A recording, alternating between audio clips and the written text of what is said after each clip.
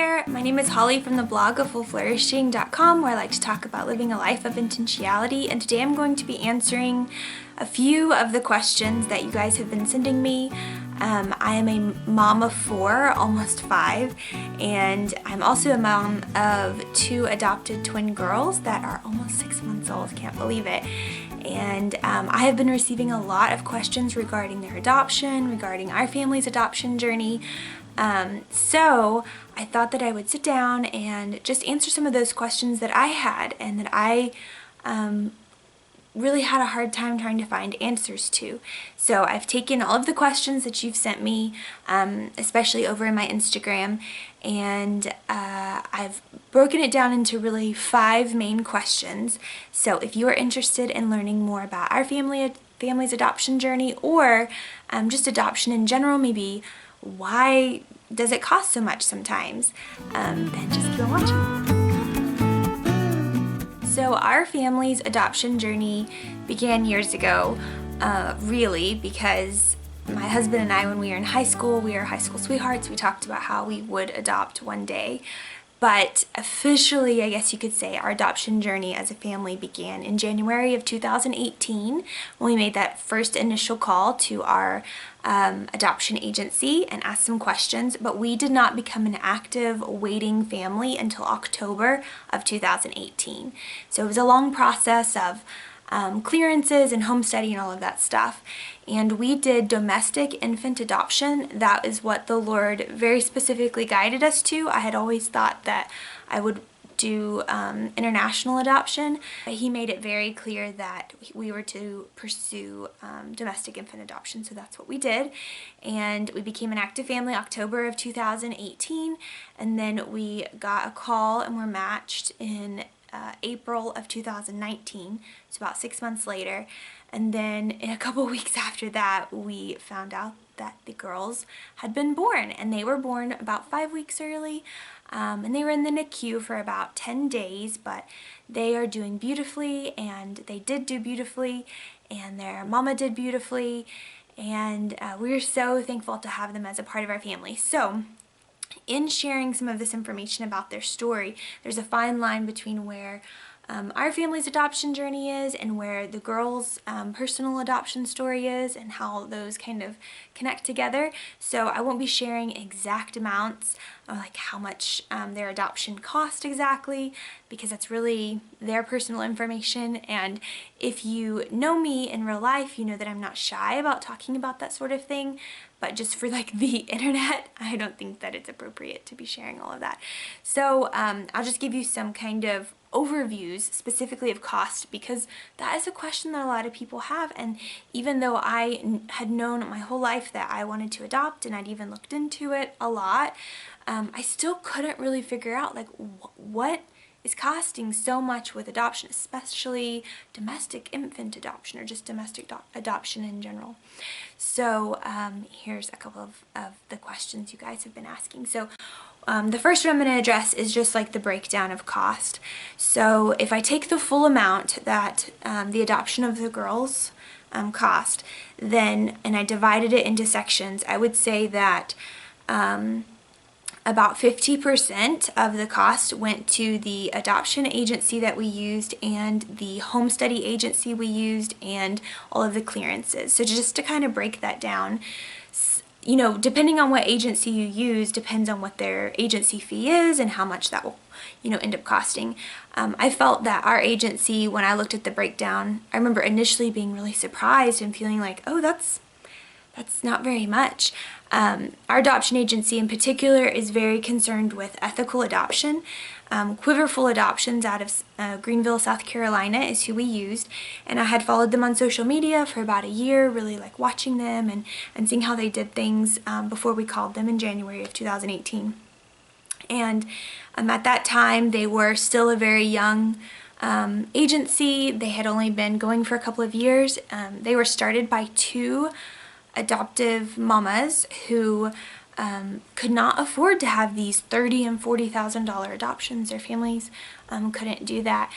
And so they found a way to make adoption more affordable for their families, and then they somehow connected, and they started helping their friends to match with birth mamas. And so then they together felt the Lord calling them to start Quiverful Adoptions, and that's what's going on now. So, but anyways, you have like the agency fee, and Quiverful Agency's fee I felt was very, what it should be. Another part of the fees was our home study agency, which is separate than our adoption agency. And the Lord led us to using one that is in Virginia but is more north of where we live. And so there was some extra cost each time our caseworker came down for a home visit. There were 3 pre-placement visits, and then Virginia requires 3 post-placement visits.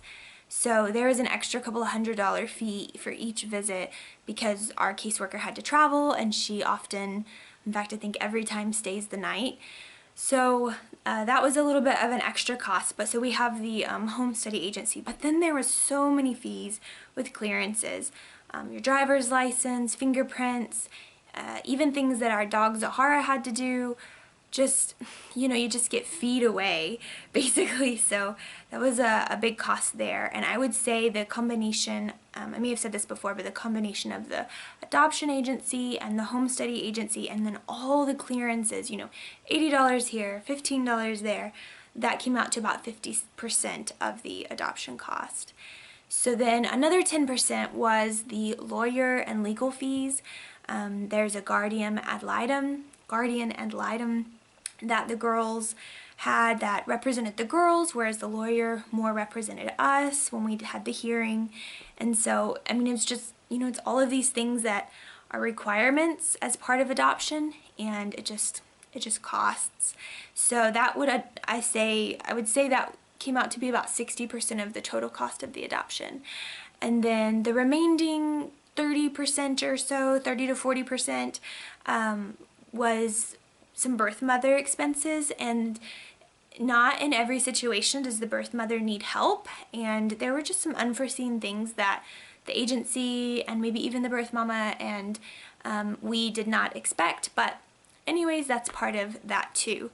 We did not end up having to pay for any of the girls' NICU bills or medical care because they were underneath the birth mama. So we are so thankful for that, and that was such a blessing for our family because we would definitely be having a hard time trying to cover, all of that. So anyways, that's kind of how the cost breakdown happens. It's mostly, if we were to take away the birth mother expenses, like I said, we're about 30% or so. If we were to take away that, the remainder of it is just like legal documentation and requirements and fees and paperwork, and the agencies themselves just don't really, the ones that we went with anyways, they really don't charge very much compared with, what they're charging is very ethical with what they're doing and all the time they're doing. Quiverful Adoptions, they gave us, they did our entire family album that the birth mamas read through, or the expectant mamas read through. They gave us 1,000 business type cards that we could pass around to people. They built our Facebook page. They got us our Google phone number. They did everything. We did pretty much absolutely nothing except fill out the stuff and to give to them and pick out pictures and things like that.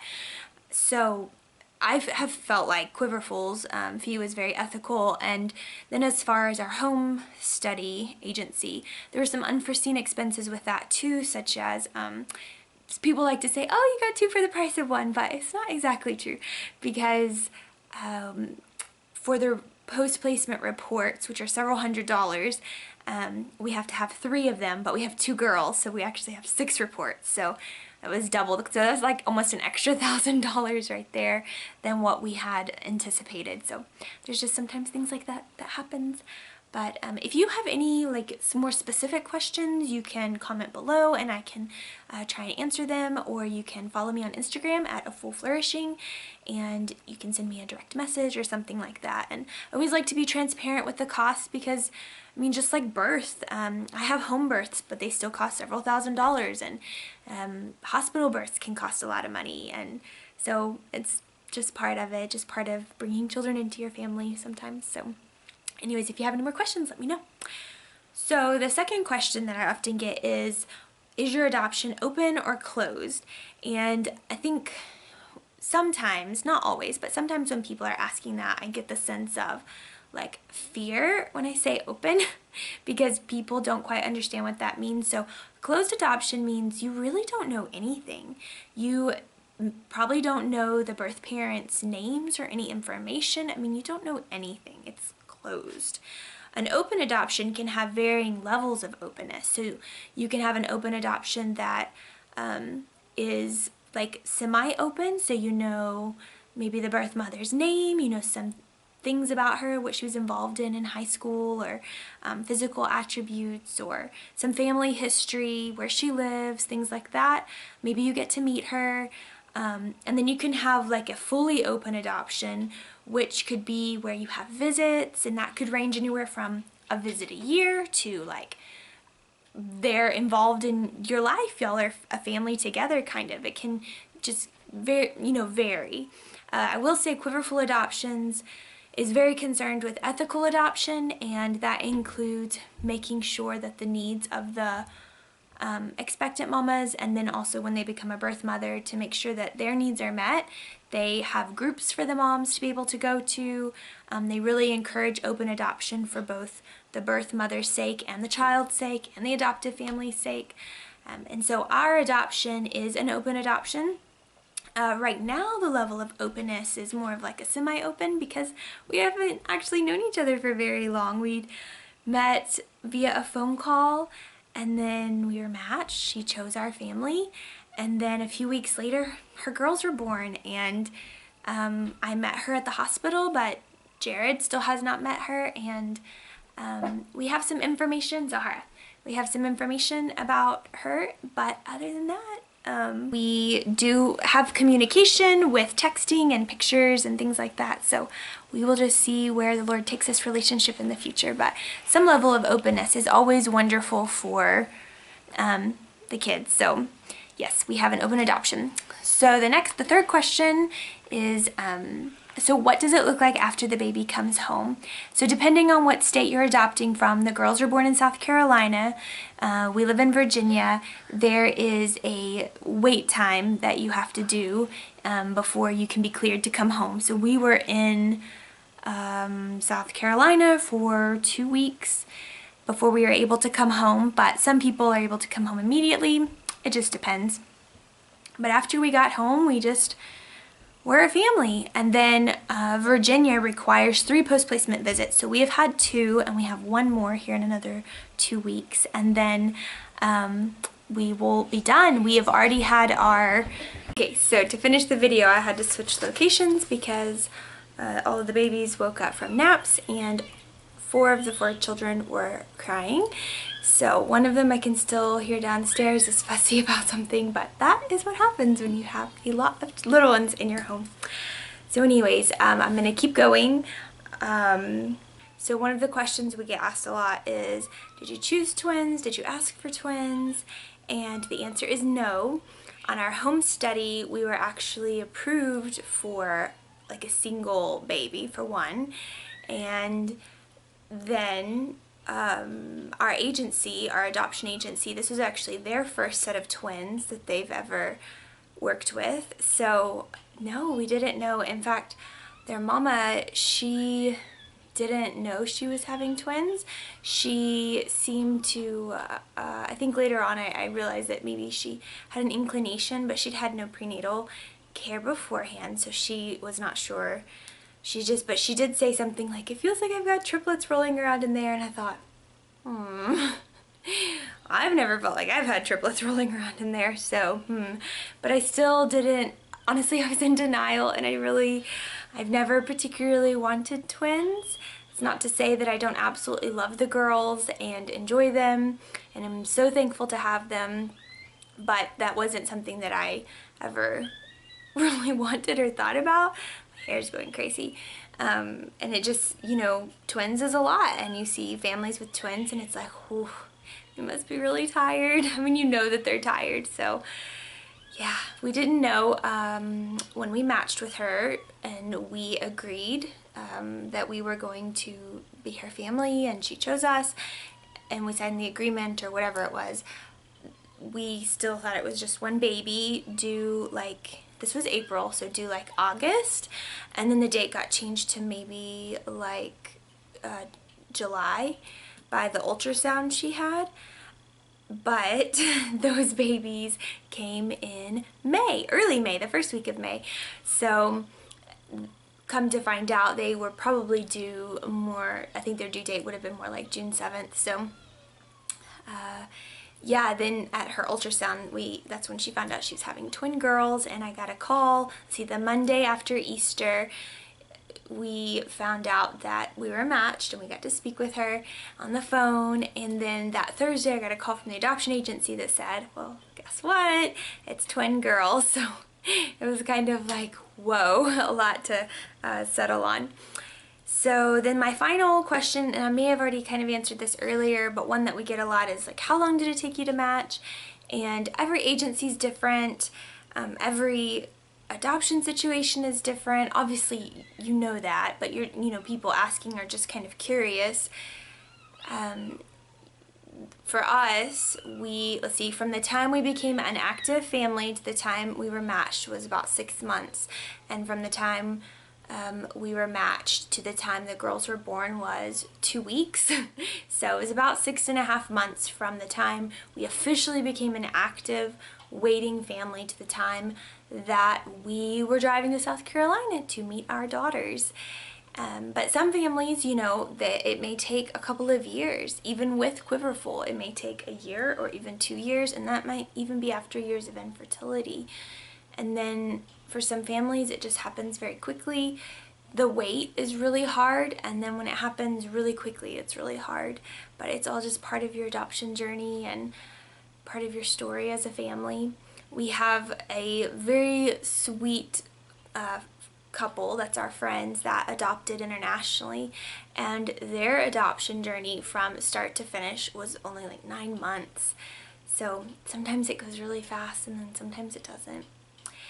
So I've had a lot of other questions regarding adoption, but more specifically, how can we help you after adoption? How can families who love adoption and have a heart for adoption but maybe don't see that as something that they are going to be doing in their own family, how can they still support adoption?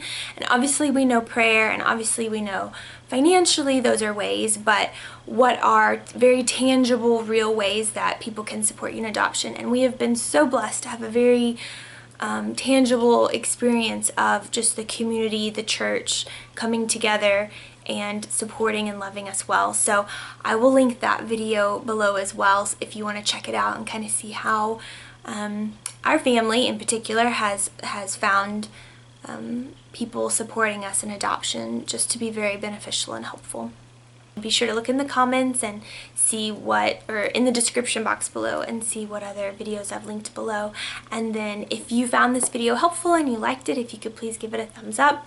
That helps with the algorithm on YouTube. And be sure to subscribe to my channel. And yeah, comment below. Tell me if there's any other questions or anything I missed. And don't be afraid to message me directly on Instagram if there's just something that you really wish that I had answered and I just didn't. So thanks for watching.